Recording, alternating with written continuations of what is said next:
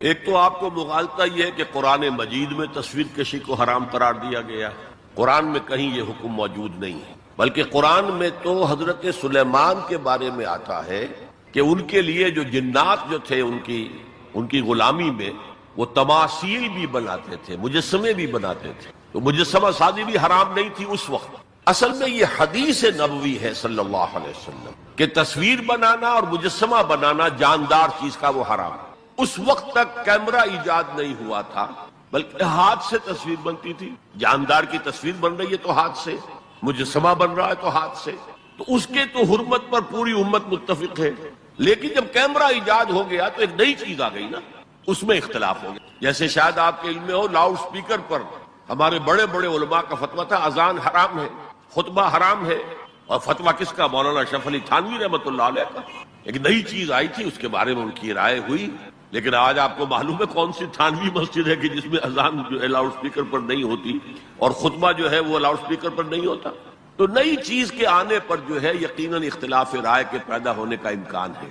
عالم عرب کے تمام علماء کا تقریباً اس پر اتفاق ہوا کہ چونکہ اس میں ہاتھ کا کوئی عمل نہیں ہے، یہ عکس ہے، یہ جائز ہے، علی الاطلاق جائز۔ اس سلسلے میں آپ کو ایک لطیفہ بھی سنا دیتا ہوں۔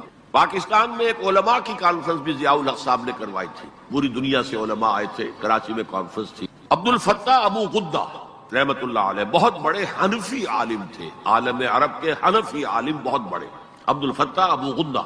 اور یہ اصل میں جو عثمانی حکومت تھی ترکوں کی خلافت والی، اس کے میں جو شیخ الاسلام تھے ان کے شاگرد رشید، تو وہ ان سے ملنے کے لیے مولانا محمد یوسف بن نوری رحمۃ اللہ علیہ وہ گئے، تو ساتھ ہی دعوت دے آئے۔ وہ تو ہوٹل میں جا کر ملے، ساتھ ہی کہا کہ ہمارا وہ دارالعلوم ہے، وہ بھی آپ ذرا وزٹ کر لیجیے، دیکھ لیجیے۔ وقت مقرر ہو گیا، اب مولانا نے بھی اپنے کچھ لوگوں کو بلا لیا، جن میں ان کے داماد مولانا محمد تحسین، ان کے بڑے داماد، سب سے بڑی بیٹی ان کے گھر میں تھی، وہ بھی تھے۔ انہوں نے یہ واقعہ مجھے سنایا ہے، یعنی یہ نہ سمجھیے کہ یہ کہیں ادھر ادھر سے سنا ہوا بات ہے، ایک ایسا شخص بیان کرنا ہے جو اس میں موجود تھا، اور جو مولانا بن نوری کا اتنا قریبی رشتہ دار تھا، ان کا داماد، کہ یہ اب انتظار کر رہے تھے کب آئیں، تو اطلاع ہوئی کہ آ رہے ہیں، آ گئے تو نکلے باہر ویلکم کرنے کی، دیکھا کہ وہ ایک کیمرہ لٹکائے ہوئے چلے آ رہے ہیں۔ اب یہ عجیب انہوں نے محسوس کیا، یہ اتنا بڑا عالم دین اور یہ کیمرہ، جیسے عام جو ہے لوگ لڑکے بالے لیے پھرتے ہیں کیمرہ، تو وہ اس طریقے سے وہ کیمرہ لیے پھرے، لیکن کیا کہیں، مہمان ہیں، کچھ کہہ نہیں سکتے۔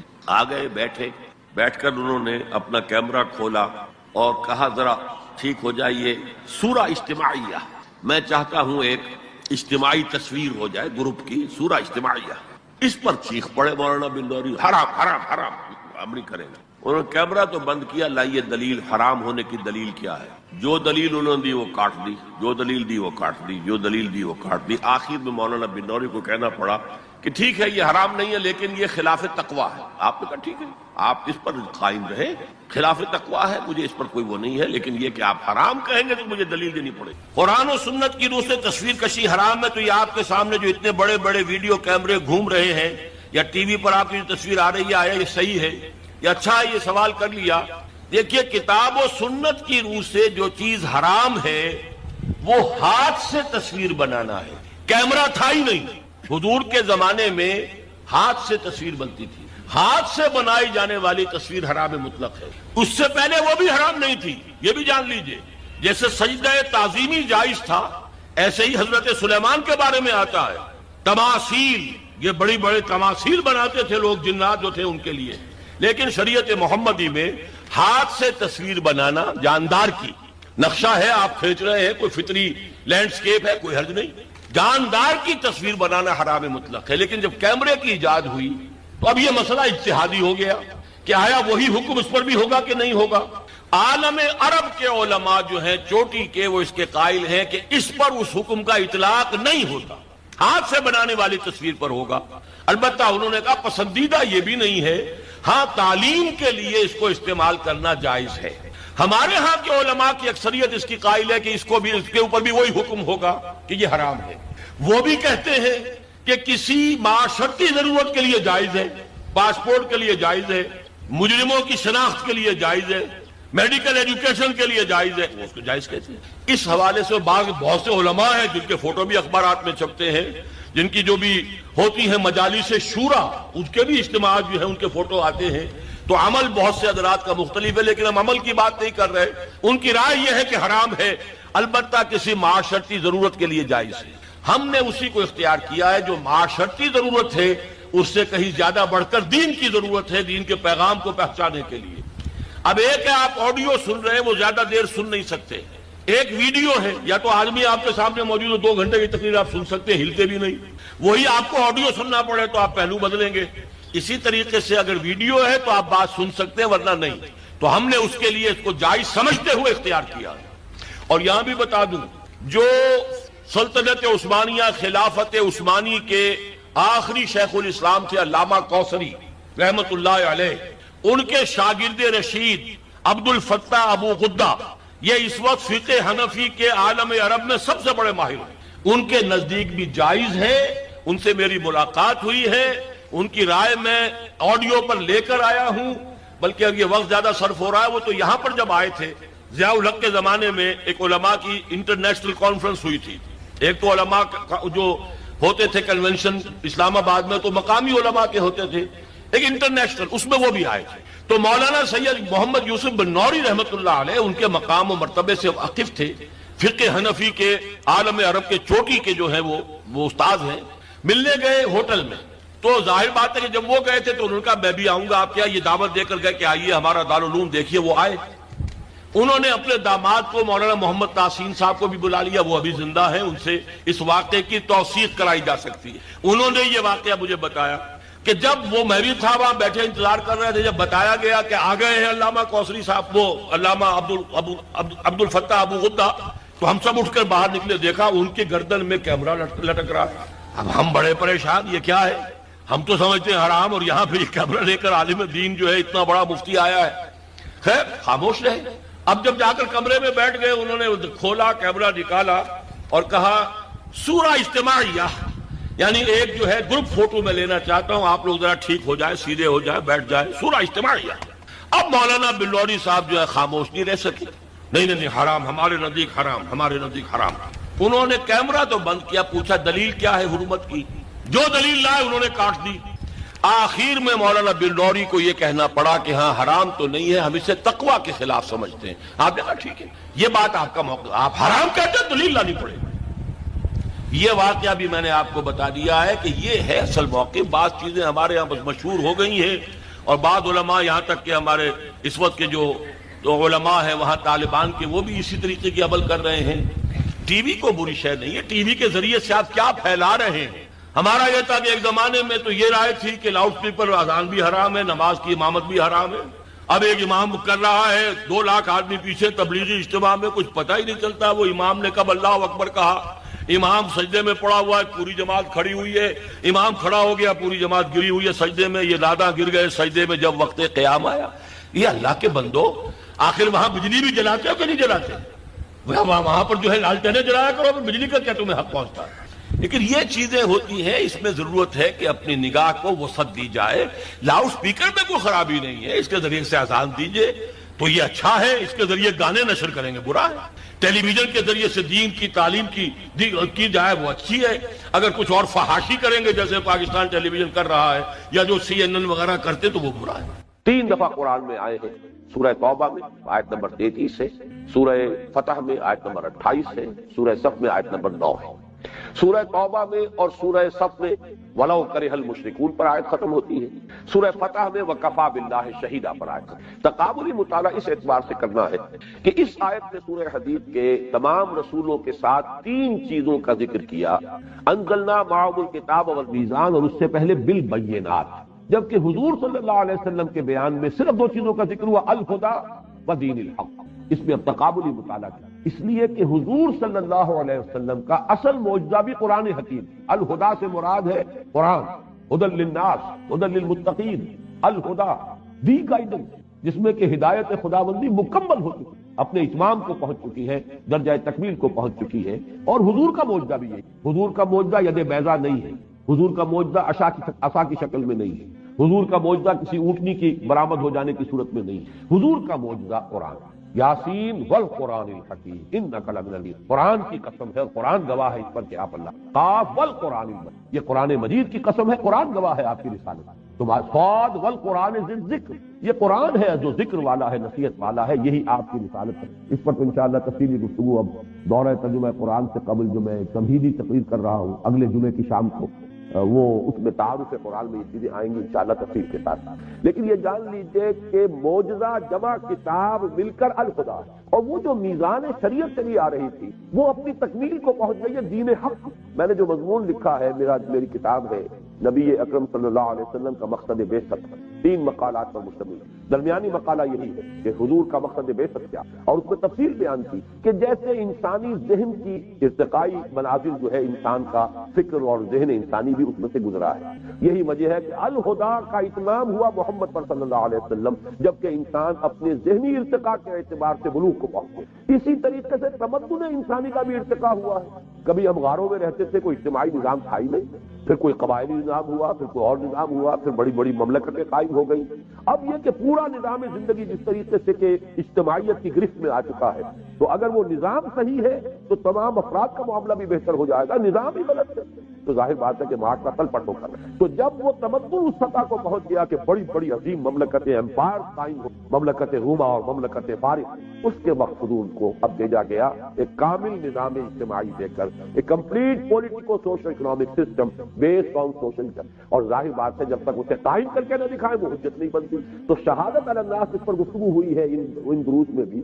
شہادت زبان سے بھی دی، وہی ذات واحد، شہادت عبادت کے لائق زبان اور دل کی شہادت، ہم گواہی دیتے ہیں اشہد ان لا الہ الا اللہ واشہد ان محمد رسول اللہ۔ پھر ہمارا عمل جو ہے اس کی گواہی دینا چاہیے کہ واقعتاً اللہ کو اپنا الہ اور معبود اور حاکم مطلق مانتے ہیں، اور محمد کو واقعتاً ہم نے اللہ کا رسول صلی اللہ۔ پھر انفرادی طور ہی پر نہیں، اجتماعی طور پر بھی گواہی اس وقت قائم ہوگی جبکہ وہ نظام عملاً قائم کر کے، ورنہ یہ کہا جائے گا یوٹوپیا ہے، خیالی جنت۔ باتیں تو بڑی اچھی ہیں، یہ عملی باتیں نہیں ہیں، امپریکٹیکیبل ہیں، انہونی سی باتیں ہیں۔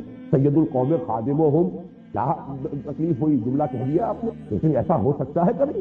کر کے دکھائیے، وہ کر کے دکھایا ہے ابو بکر اور عمر رضی اللہ تعالیٰ عنہما، سید القوم خادمہم۔ اگر دیکھنا ہو عمل کے اندر تو دیکھ لو ابو بکر اور عمر کو رضی اللہ تعالیٰ۔ نظام قائم کیا کہ ایسا نہیں ہے کہ بس کوئی شاعری کی گئی ہے معاذ اللہ، بلکہ وہ نظام قائم کر کے دکھایا جس میں ہر اعتبار سے توازن، عورتوں کو حقوق دیے، لیکن وہ حقوق اس طرح کے نہیں ہیں کہ خاندانی نظام درم برم ہو جائے۔ عوام کو حقوق دیے، وہ خلیفۃ المسلمین کو ٹوک پوچھ سکتے ہیں یہ کرتا آپ کا کہاں سے بنا، لیکن یہ نہیں ہے کہ پھر وہ آزادی اس طرح کی ہو جائے کہ وہ جو نظام ہے وہ بالکل درہم برہم ہو کر ہے۔ اسی طریقے سے صاحب مال جو ہے اس کے اپنے حقوق ہیں، لیکن یہ کہ مزدور کا اپنا حق ہے، اور یہ کہ مال کو کھینچنے لگ جائے سود کی بنا پر اور ارتکاز زر ہو جائے، یہ سب سے بڑی حرام ہے اسلام کا۔ یہ نظام ہے جو دین حق کی شکل میں محمد عربی صلی اللہ علیہ وسلم کو دیا۔ تو اب تقابل ہم کر رہے تھے کہ جہاں جنرلائز قانون آیا وہاں 3 چیزیں، لقد ارسلنا رسلنا بالبینات وانزلنا معهم الکتاب والمیزان، وہاں فرمایا گیا هو الذی ارسل رسولہ بالہدی ودین الحق،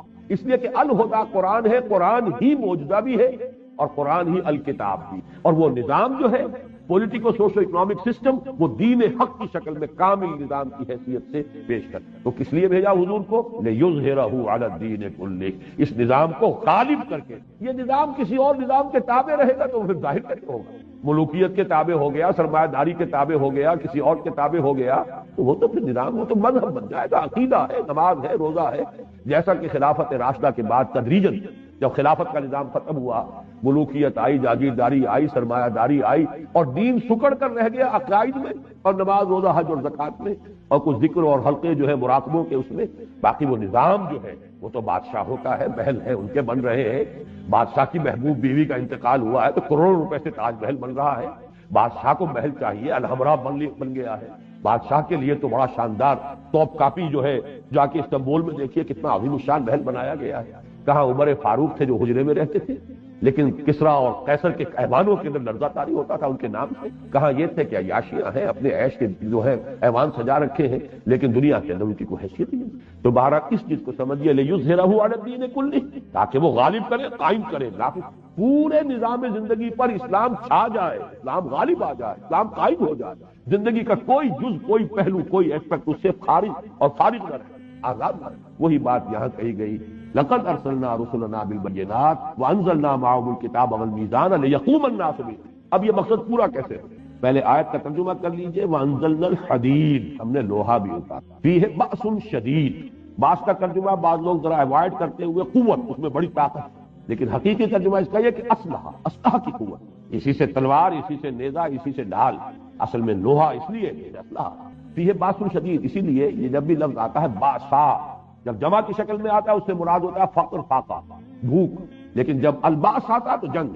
چنانچہ ہمارا جو دوسرا درس ہے لیس البر ان تولوا وجوہکم قبل المشرق والمغرب، آخری میں جب آتے ہیں الفاظ والصابرین فی البأساء والضراء وحین البأس، صبر کرنے والے بأساء میں یعنی تنگی ہے، فاقہ ہے، بھوک ہے اور تکلیف ہے، کوئی مصیبت ہے، کوئی زخم لگ گیا ہے اس کی تکلیف ہے، اور حین الباس جنگ کے وقت۔ اصل تو امتحان یہ ہے جہاں جان کے لالے پڑ جائیں، جہاں جان کی بازی کھیلنی پڑے، جو صبر کا وہاں مظاہرہ کر سکے وہ ہے کہ جو کوالیفائی کر گئے، اولئک الذین صدقوا واولئک هم المتقون، یہ ہے وہ لوگ کہ جو واقعتاً سچے ہیں اپنے دعوی ایمان میں، اور یہ ہے وہ لوگ جو واقعتاً متقی ہیں۔ تو ذہن میں رکھیے یہاں پر فیہ باس شدید، اس میں شدید جنگ کی صلاحیت، وہ منافع للناس، لوگوں کے لیے دوسرے منفعتیں بھی ہیں، فائدے ہیں۔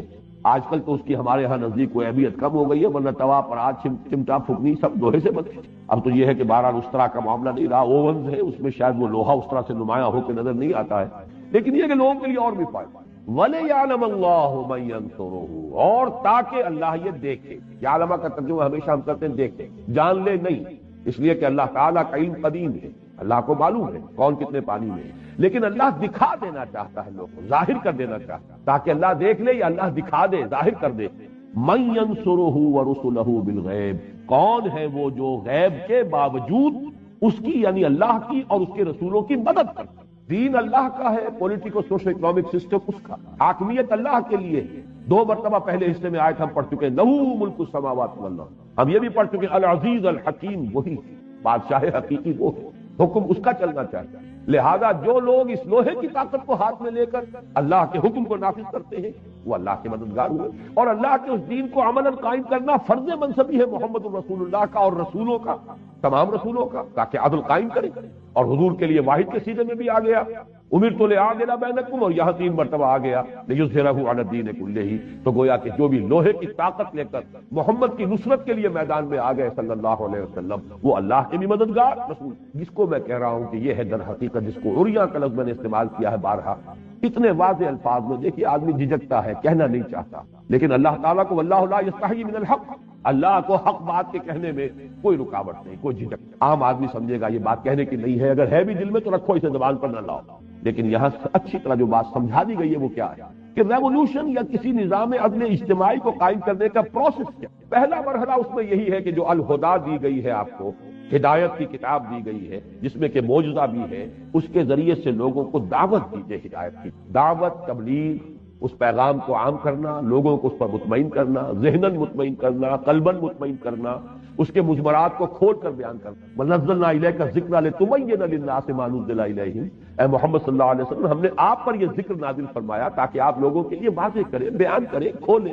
اس کی شرح کریں، اس کی وضاحت کریں جو ان کے لیے نازل کیا گیا۔ یہ سارے کام کیجئے جیسا کہ سورہ جمعہ میں ہم پڑھ چکے، یتلو علیہم آیاتہ ویزکیہم ویعلمہم الکتاب والحکمہ، یہ الہدیٰ کا فنکشن ہے۔ الہدیٰ کے ذریعے سے، جس کی میں نے مثال پچھلی نشست میں دی تھی کہ جیسے پہلا ایکسپیریمنٹ غالباً کرایا جاتا تھا 5ویں جماعت میں، سائنس کا پہلا سبق ہوتا ہے، لوہ چون ہے، برادہ ہے، اس کا مکسچر ہے، اسے کیسے علیحدہ کریں، میگنیٹ ہاتھ میں لیجئے، اس میں پھرائیے، لوہ چون جو ہے وہ اس کے ساتھ چمٹتا چلا جائے گا، برادہ رہے گا۔ بالکل یہی معاملہ ہے، یہ الہدیٰ، یہ میگنیٹ ہے ہدایت کی طرف کھینچنے والا۔ کھینچے گا کس کو؟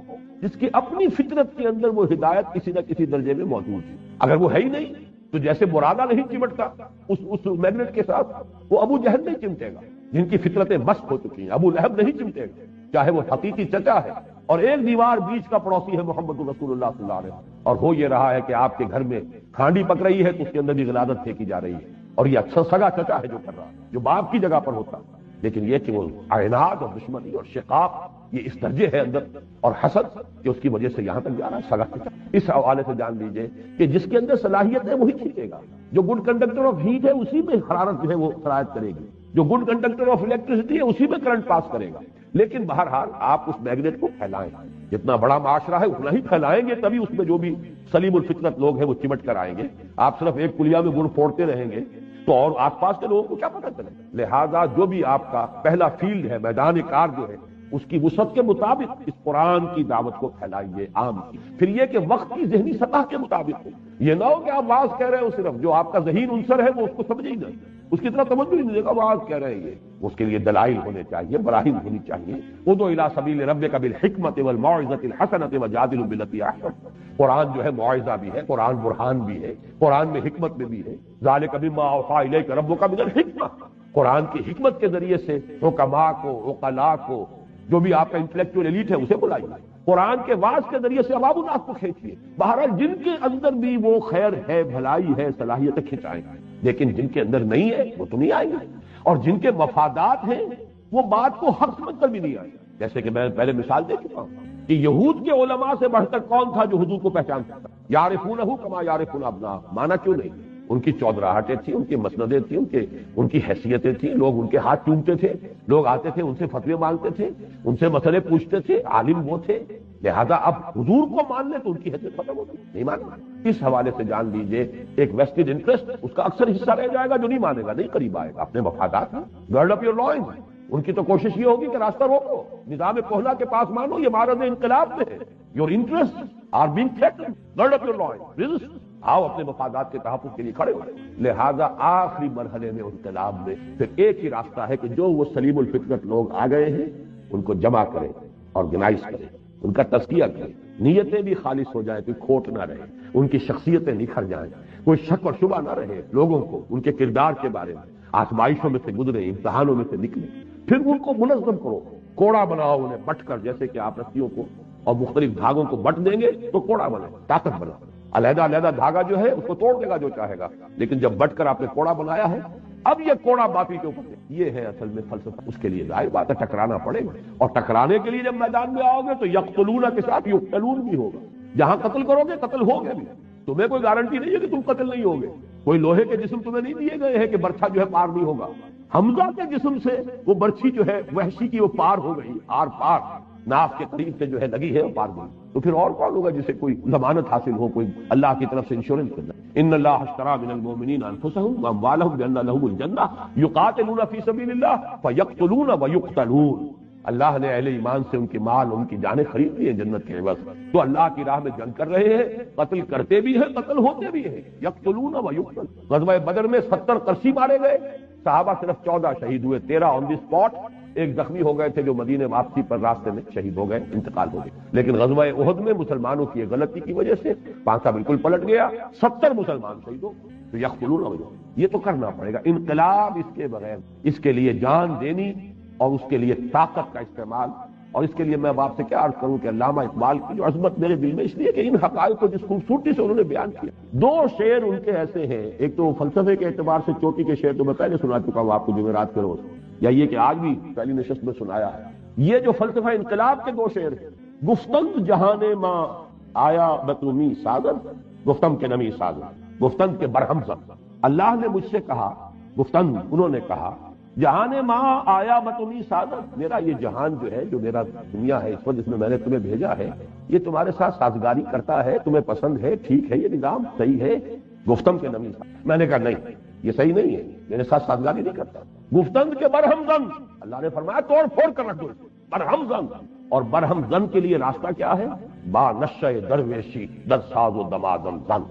پہلا مرحلہ درویشی کا ہوگا, دعوت ہے, تبلیغ ہے, گالیاں کھا کر بھی دعائیں دینی ہوگی, پتھراؤ کے جواب میں بھی اللہ توفیق دے تو پھول پیش کرنے ہوں گے, جو لوگ خون کے پیاسے انہیں معاف کرنا ہوگا. تاکہ جیسے کہ اللہم اہد قومی انہم لا یعلمون, اس کو یوں سمجھیے کہ بدھ مت کا بھکشو بھی میں اگر کہوں تو غلط نہیں ہے. دعوت کے مرحلے میں یہ روش اختیار کرنی پڑے گی. دعوت دو, دعوت کے اندر تو التجا بھی ہوتی ہے, لجاجت بھی ہوتی ہے. اللہ کے بندو سنو میری بات, در در پر جا رہے ہیں, کسی نے کچھ کہہ دیا, کسی نے کچھ کہہ دیا. 3 آدمیوں سے ملے ہیں جا کر طائف میں.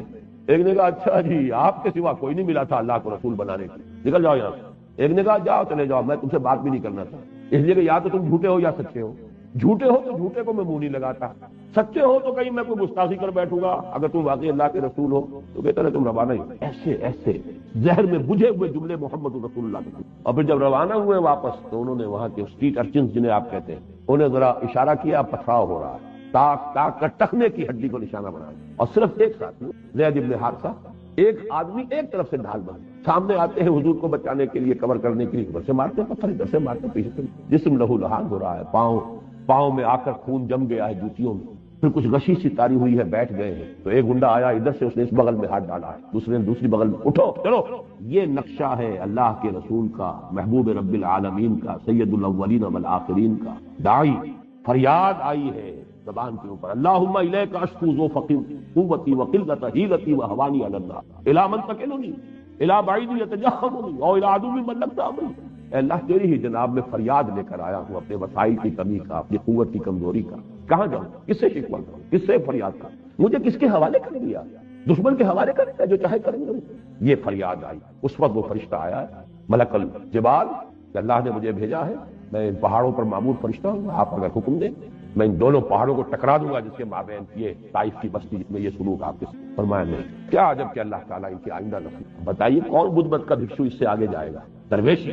اور جب کہ نگاہوں کے سامنے ذبح کیے، حضرت سمیہ ذبح کی جا رہی ہے، حضرت یاسر ان کے شوہر جس بری طریقے سے ٹارچر کیا ابو جہل سرے عام، اور حضور پاک سے گزرتے اور کہتے ہیں اسبروا یا اعلی یاسر فإن موعدکم جنہ، اے یاسر کے گھر والوں صبر کرو، تمہارے جنت، تمہارے وعدے کی جگہ اللہ کے ہاں جنت ہے۔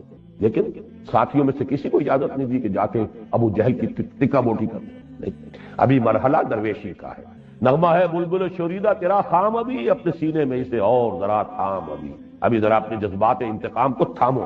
ابھی مرحلہ پیسو ریزسٹنس کا، ایک وقت آئے گا تمہارے ہاتھ کھول دیے جائیں گے، اذن للذین یقاتلون بانہم ظلموا، ایک وقت آنے والا ہے، تمہیں اذن قتال بھی ملنے والا ہے، تمہیں اینٹ کا جواب پتھر سے دینے کی اجازت ملے گی، لیکن ابھی تھامو۔ نغمہ ہے بلبل شوریدہ تیرا خام ابھی، اپنے سینے میں اسے اور ذرا، پھر وہ وقت آیا، پھر تلواریں بھی ہیں، نیزے بھی ہیں، میدان میں آئے ہیں، یقاتلون فی سبیل اللہ یقتلون و یقتلون۔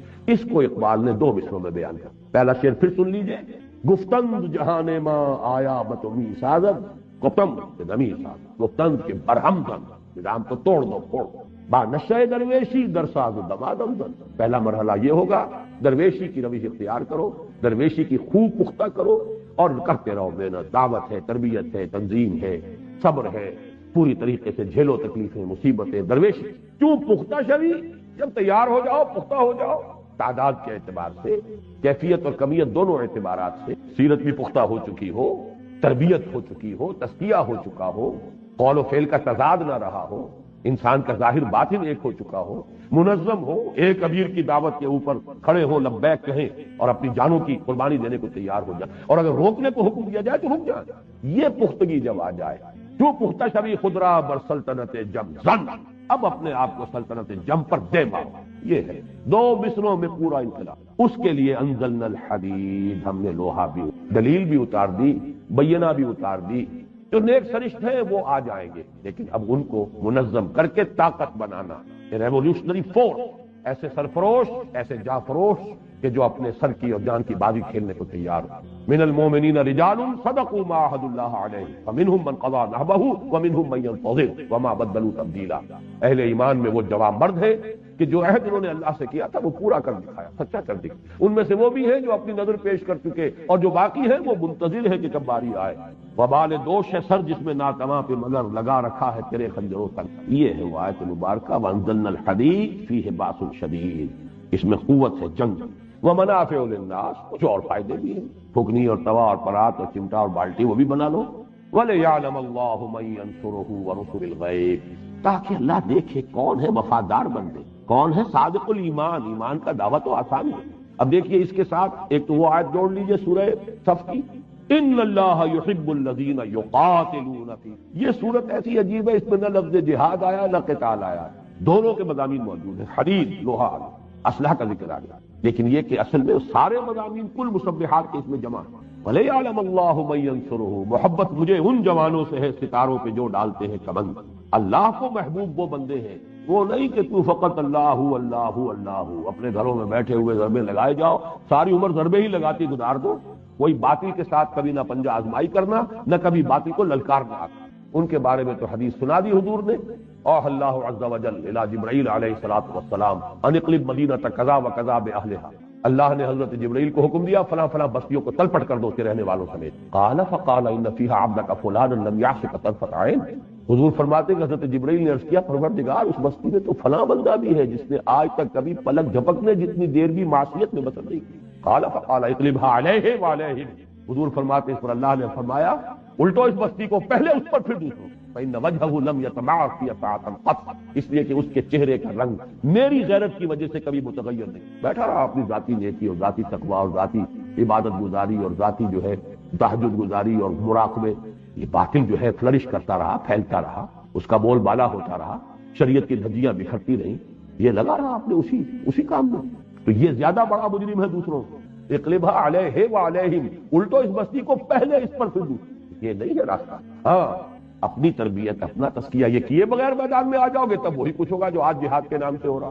وہ جہاد بھی بدنام ہوگا اور جہاد فساد کی شکل اختیار کرے. نہ دعوت کا مرحلہ آیا، نہ تربیت کا مرحلہ آیا، نہ تزکیے کا مرحلہ آیا، نہ اپنے قول و فعل کے اندر درستی کی گئی. یہ سب کچھ نہیں ہے اور نکل کھڑے ہوئے تلواریں لے کر اور کلاشنکوف لے کر اور وہ جہاد ہو رہا ہے. اس جہاد کا جو بھی دنیا میں مذاق ہو رہا ہے، بدنام ہو رہا ہے وہ جہاد. بدنام کنندگان نکو نامے چند. دین کی بنیادی اصطلاحات کو جس طریقے سے اس وقت ہم رسوا کر رہے ہیں اس کا نتیجہ فساد ہو رہا ہے. کچھ حاصل نہیں. تو یہ ہے اصل میں پورا پروسیس جس پر کہ وہ منہج انقلاب نبوی میری کتاب ہے. انگریزی میں اس پر اب پورے کیسٹ انگریزی میں موجود ہیں، اردو میں موجود ہیں. 5 میں نے لیکچر جو ہے پچھلے سال محاضرات قرآنی میں غالباً 2 گھنٹے کے وہ لیکچرز ہیں.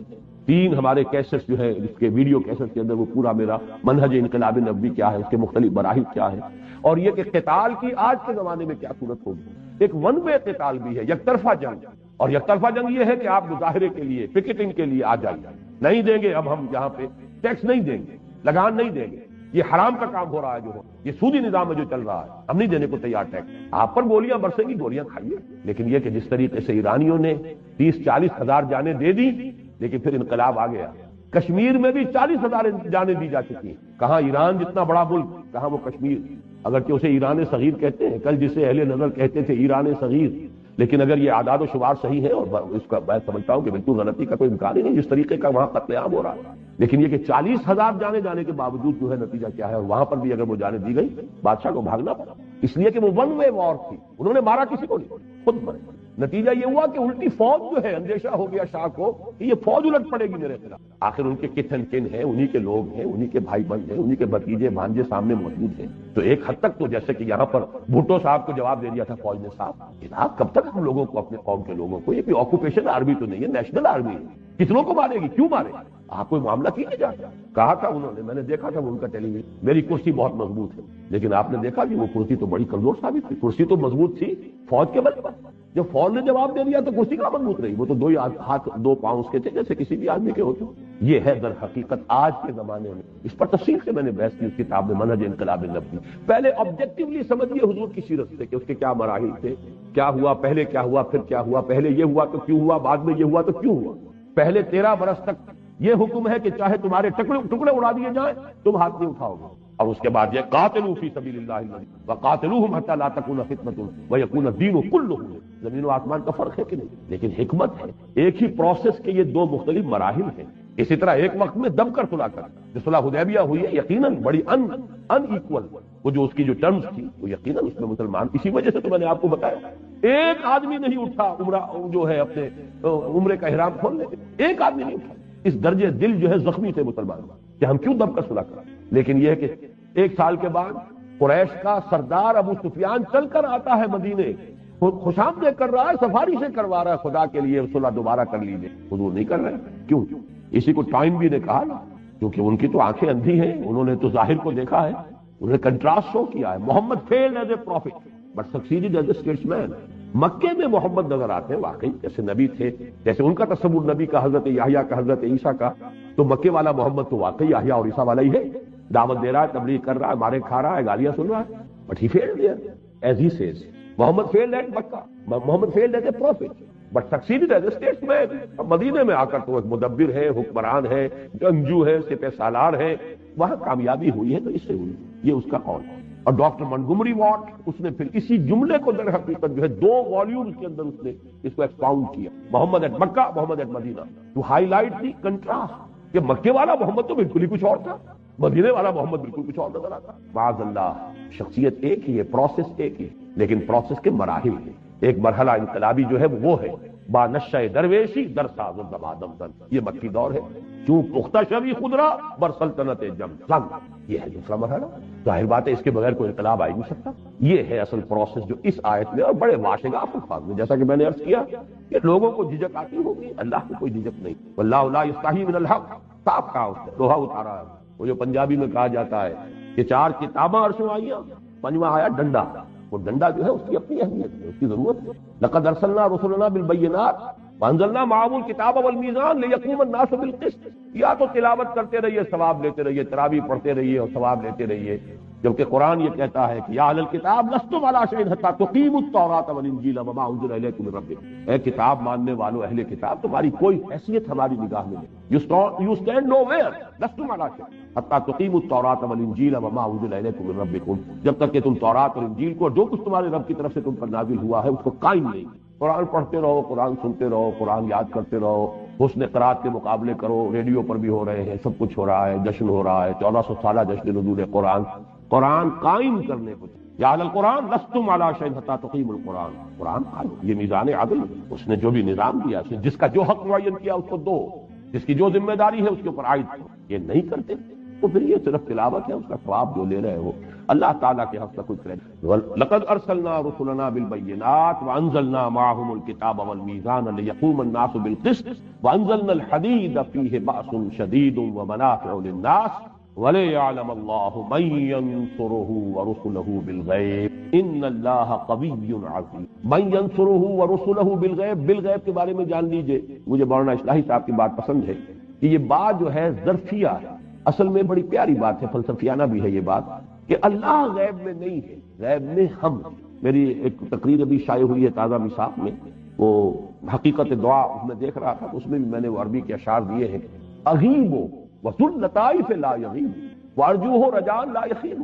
میں غائب ہو جاتا ہوں، وہ اللہ تو ذو اللطائف، وہ کہاں غائب ہوتا ہے؟ وہ تو غائب نہیں ہوتا، وہ تو ہر آن ہر جگہ موجود ہے۔ یہ تو پردے ہماری آنکھوں پر پڑے ہوئے ہیں نا، تو ہم غیب میں، وہ غیب میں، تو غیب ہے کہ او پیداست تو زیر نقابی۔ بڑا پیارا یاد آ گیا بر وقت، وہ تو سامنے ہے، ظاہر ہے، الظاہر، ہاں تو زیر نقاب ہے، تو محجوب ہے، تو پردے میں آیا ہوا ہے، غیب کا پردہ تجھ پر پڑا۔ تو بالغیب، غیب میں ہوتے ہوئے ہم اللہ کو دیکھ نہیں رہے، پھر بھی یہ جو شخص اللہ کے لیے تن من دھن وقت کر دے، بڑی شاباش ہے اس کے لیے اللہ کی۔ بعض احادیث میں آتا بھی ہے کہ یہ لوگ جو ہے فرشتوں سے اللہ تعالیٰ جو ہے اس میں مباحات کرتا ہے، اپنے نیک بندوں کا ذکر کرتا ہے کہ میرے یہ بندے جو ہیں مجھ سے جنت مانگ رہے ہیں، انہوں نے جنت دیکھا دیکھیے نہیں، پھر بھی مانگ رہے ہیں۔ انہوں نے دوزخ سے پناہ مانگ رہے ہیں، دوزخ دیکھیے کہ نہیں دیکھی نہیں، پھر بھی مجھ سے یہ سوال کر رہے ہیں کہ میں نے دوزخ سے بچاؤں۔ تو جو شخص غیب کے بغیر، وہ دل کی آنکھ سے دیکھا ہے، عقل کی آنکھ سے، تو جو یہ اس کے باوجود ان صلاتی و نسکی و محیای و مماتی للہ، غیب میں ہونے کے باوجود اگر وہ یہ سب کچھ کر رہے ہیں، کراجوئی چرا در پیت تابی کہ وہ پیدا تو زیر نقب، کس کو تلاش کر رہے ہیں؟ وہ جو میں نے شعر آپ کو سنائے تھے ہائی اسکول کی پریئرز میں، خالق میرے کہاں ہے تو مجھ کو تیری تلاش ہے، کسے تلاش کر رہے ہو، کسی کو تلاش کر رہے ہو، کس پیچ و تاب میں ہو؟ وہ تو ظاہر ہے، در حقیقت تم ہو گئے ہو، نقاب تمہاری عقلوں پر، تمہاری آنکھوں پر پڑا۔ تو جو لوگ اس حالت میں کہ وہ غیب میں ہے اور پھر وہ مدد کر رہے ہیں اللہ ینصرہ ورسلہ بالغیب۔ اچھا یہ نوٹ کیجئے، ایک خیال ہو سکتا ہے کہ رسول تو غیب میں نہیں تھے، یا رسولوں سے صحابہ جو ہے رسول سے غیب میں تو نہیں تھے، حالانکہ غیب میں تھے، سامنے جو موجود تھے وہ محمد ابن عبداللہ ابن عبد المطلب تھے۔ رسول کی رسالت تو غیب میں ہے، کیا کسی نے آنکھوں سے جبرائیل کو آتے دیکھا تھا؟ جبرائیل اگر آئے بھی کبھی انسانی شکل میں تو انسان آیا مل کے چلا گیا۔ در حقیقت رسول کی رسالت بھی غیب کی بات ہی تھی، اور اس سے لوگ اس وقت بھی غیب میں تھے، سامنے جو نظر آتے تھے، اسی لیے تو منافقین کا معاملہ ہے۔ کیوں مانے ہم ان کی ہر بات؟ ان کے بھی دو ہاتھ ہیں دو پاؤں ہیں۔ ہاں جو قرآن یہ کہہ رہے ہیں کہ قرآن نازل ہوا اس کو ہم مانیں، یہی ہمارے ہاں حسبنا کتاب اللہ، اور جو بھی ہمارے ہاں قرآن، اہل قرآن کا جو فتنہ ہے در حقیقت اس کی جڑیں اسی منافق کے ساتھ ملیں۔ رسول کی اطاعت کیوں کریں؟ یہ جان لیجئے کہ اصل میں جو اللہ کی مدد کر رہا ہے، جو اللہ کے رسول کی مدد کر رہا ہے، دونوں حالتوں میں غیب میں ہو کر مدد، وہ مدد در حقیقت محمد ابن عبداللہ ابن عبد المطلب کی نہیں کر رہا ہے صلی اللہ علیہ وسلم، محمد الرسول اللہ کی کر رہا ہے صلی اللہ علیہ وسلم۔ اور ظاہر بات ہے کہ رسالت ان کی وہ ان کے لیے وہ غیب میں ہے یا وہ خود اس سے غیب ہے۔ وَلِيَعْلَمَ اللَّهُ مَن يَنصُرُهُ وَرُسُلَهُ بِالْغَيْبِ، تاکہ اللہ دیکھے یا اللہ ظاہر کر دے کون ہے اس کے وہ وفادار بندے، صادق الایمان بندے جو غیب میں ہونے کے باوجود اس کی اور اس کے رسولوں کی مدد کرتے، جان ہتھیلی پر رکھ کر تلوار کی طاقت ہاتھ لے کر میدان میں آتے ہیں باطل نظام کا قلع کما کرنے، یا اگر تلوار ہاتھ میں نہیں بھی لیتے جیسا کہ میں نے کہا اس دور میں اس کے لیے جو اجتہاد بھی کرنا پڑے گا، اس لیے کہ ایگزسٹنگ آرمیز ہیں، بہت بڑی بڑی آرمیز ہیں، لوگ نہتے ہیں، وہاں کوئی اسٹیبلش گورنمنٹ نہیں تھی، کوئی اسٹینڈنگ آرمیز نہیں تھی، اتنا بڑا فرق نہیں تھا، ڈسپیرٹی اتنی نہیں تھی، 313 کے مقابلے میں 1000 آئے ہیں بدر میں تو 1 اور 3 کی نسبت ہوئی، ہتھیاروں کا فرق لگا لیجیے تو 1 اور 10 کی ہو جائے گی، 1 اور 20 کی ہو جائے گی، 1 اور 100 کی ہو جائے گی، اس سے زیادہ تو نسبت نہیں تھی۔ لیکن یہاں تو یہ ہے کہ جو نظام ہے جاگیرداری ہے، سرمایہ داری ہے، ملوکیت ہے، اب شاہ فہد کی حکومت کو حفاظت دینے والے تو ان کی فوج بھی ہے، ان کی پولیس بھی ہے، شرطا بھی ہے، ان کی ایئر فورس بھی ہے، اور ظاہر بات ہے کہ جیسے کہ ایئر فورس نے پاؤنڈ کیا تھا حما کو اور وہاں پر کے جو اسٹرانگ ہولڈ تھا اخوان المسلمون کا اور اس کی دھجیاں بکھیر کر رکھ دی، ایسے ہی اگر کہیں پر ہوگا تو یہی ہوگا نا۔ لہذا یہاں اجتہاد کی وجہ، وہ اجتہاد وہ ہے کہ جو بہرحال جو بھی جس کا حق ہے وہ ادا کیا جانا چاہیے۔ ایرانیوں نے اس کی ایک مثال پیش کی، 2 طرفہ جنگ کی بجائے 1 طرفہ جنگ، اپنے مرنے کے لیے اپنے سینے کھول دیے۔ ایسے ایسے لرزہ خیز واقعات میں کہ ایک جلوس صرف خواتین کا نکلا، بچوں کو گود میں لے گولیاں کھائی ہیں، گری ہے اور وہ شیرخوار بچے گرے، تب وہ شاہ کو بھاگنا پڑا، 2 گز زمین بھی مل نہ سکی کوئے یار۔ جب اس درجے تک معاملہ ہو جاتا ہے تو بہرحال اسے اندیشہ تھا کہ کہیں فوج اچانک مجھ پر الٹ نہ پڑے تو جان بچا کر بھاگنے گا۔ یہ ہے اصل میں اس وقت کا جو نظام، تھوڑا سا اجتہاد کا معاملہ ہے، وہ میں تفصیل سے اپنی کتاب میں بحث کر چکا ہوں۔ آخری الفاظ ہے ان اللہ قوی عزیز، یہ نہ سمجھو اللہ تم سے مدد مانگ رہا ہے تو اللہ کمزور ہے، اس کو تمہاری مدد کی حاجت ہے، وہ تو القوی ہے، وہ عزیز ہے، زبردست آنے واحد میں اس کا ایک حرف کل ہوگا اور یہ نظام چلا کر ساتھ چل پڑے گا۔ لیکن تمہارا امتحان ہے، خلق الموت والحیات لیبلوکم ایکم احسن عملا، قلزم ہستی سے تو ابھرا ہے مانند حباب، اس دیاں خانے میں تیرا امتحان ہے، you have to prove your work, تمہیں ثابت کرنا ہوگا۔ اور اس کے ضمن میں وہ آیت اس کے ساتھ جوڑ دیجئے لا یستوی منکم من انفق من قبل الفتح وقاتل اولئک اعظم درجۃ من الذین انفقوا من بعد وقاتل، جو ابتدائی مراحل ہوتے ہیں کسی انقلاب کے لیے، اس میں جنہوں نے جانیں کھپائیں، جنہوں نے اپنے مال کھپائے، جنہوں نے اپنی صلاحیتیں لگائیں، اپنا وقت لگایا، اپنی زندگی لگا دی، ان کا جو رتبہ ہے یہ رتبہ بلند ملا جس کو مل گیا۔ بعد میں جب کہ حالات بدل جائیں تو چلو نیک کام جب بھی کیا جائے گا وہ نیک ہے، اس کا ثواب ملے گا، اچھا ہے، لیکن قدر و قیمت میں زمین و آسمان کا فرق ہے۔ تو ایک تو یہ ذہن میں رکھو کہ یہ سب کچھ اس لیے کہ اللہ تمہیں دیکھنا چاہتا ہے، بل یعلم اللہ من ینصرہ ورسلہ بالغیب، وہ بھی اوپر، باقی اللہ خود القوی ہے، العزیز ہے، زبردست ہے، توانا ہے، جب چاہے آنے واحد میں نظام برپا کر سکتا ہے، لیکن تمہاری ابتلاء و آزمائش کے لیے وہ تمہیں یہ موقع دے رہا ہے۔ آخری شعر وہ پھر سنا رہا ہوں، منت بنے کہ خدمت سلطان ہمیں کنی، منت شناس زو کہ بخدمت بداشت تک، تم احسان نہ دھرو، بادشاہ کی خدمت کر رہے ہو، بادشاہ پر کوئی احسان نہیں ہے، بادشاہ کا احسان مانو کہ اس نے تمہیں اپنی خدمت کا موقع دیا۔ بارک اللہ لی ولکم فی القرآن العظیم ونفعنی وإیاکم بالآیات